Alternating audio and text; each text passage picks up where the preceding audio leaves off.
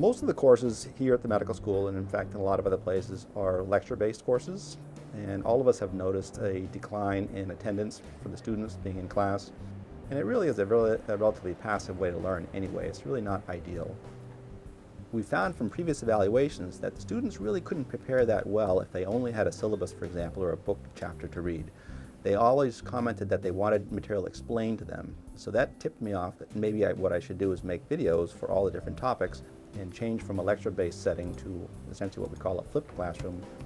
Okay, this time we'll be talking about... So in the introductory lecture that I give, I indicate to the students that they're going to be spending much more time up front learning the material and that will actually come to class prepared, somewhat prepared at least, to answer a lot of questions. This shifts their learning to before the class and during the class from when it normally happens, which is right before the exam. That's what we wanted to avoid. So once the decision had been made to prepare videos, I had to contact TTS and specifically Susan Albright and Tim Wynn to get some assistance with working on how to do this because I'd never made videos before. And they tipped me off to this program called Camtasia, which took a little bit of learning, but it really wasn't so bad.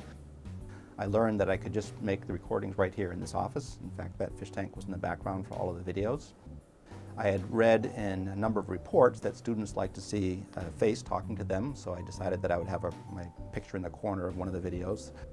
Sometimes I use my hands when I'm explaining things anyway, so it's good to have the camera there.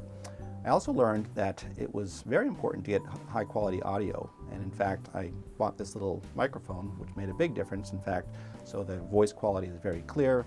Students often speed me up 1.3x, 1.5x sometimes, and that might not have been possible if the audio wasn't very good quality.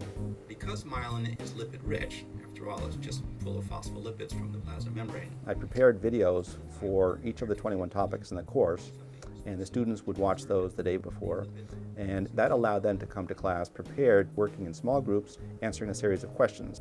What we did was to put letters A through E on the cards and have them color-coded. At the end of the 2-minute period, each group would hold up a card.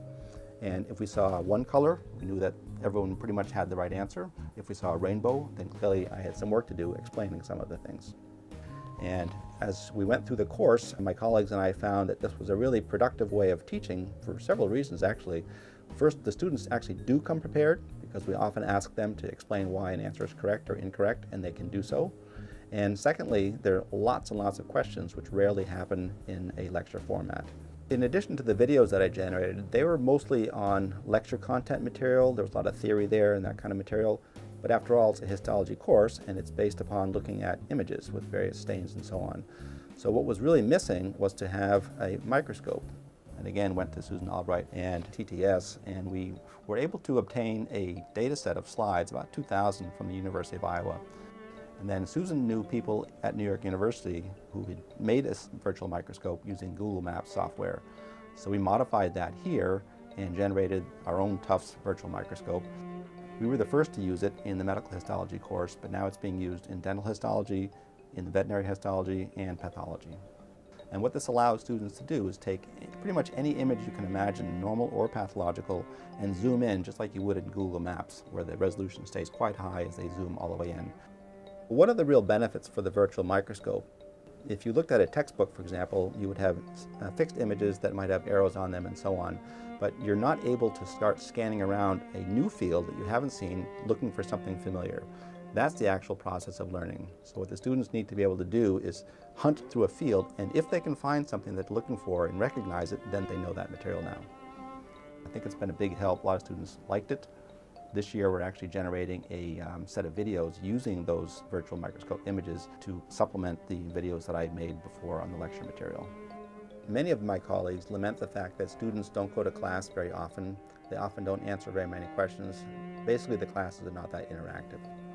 One of the reasons that I got a PhD in the first place was to teach in higher education. I found that with this technology and running the classes this way, it's much more enjoyable. I get much more encouragement and enjoyment from the teaching when I know I'm teaching students who are actively engaged and really motivated. And this is something that has been missing in a lot of the lecture classes that I teach. In those cases, you're just lecturing to a sea of people. This I consider to be real teaching. It's a lot of back and forth discussion with the students, so it's much more gratifying to me and hopefully for them as well.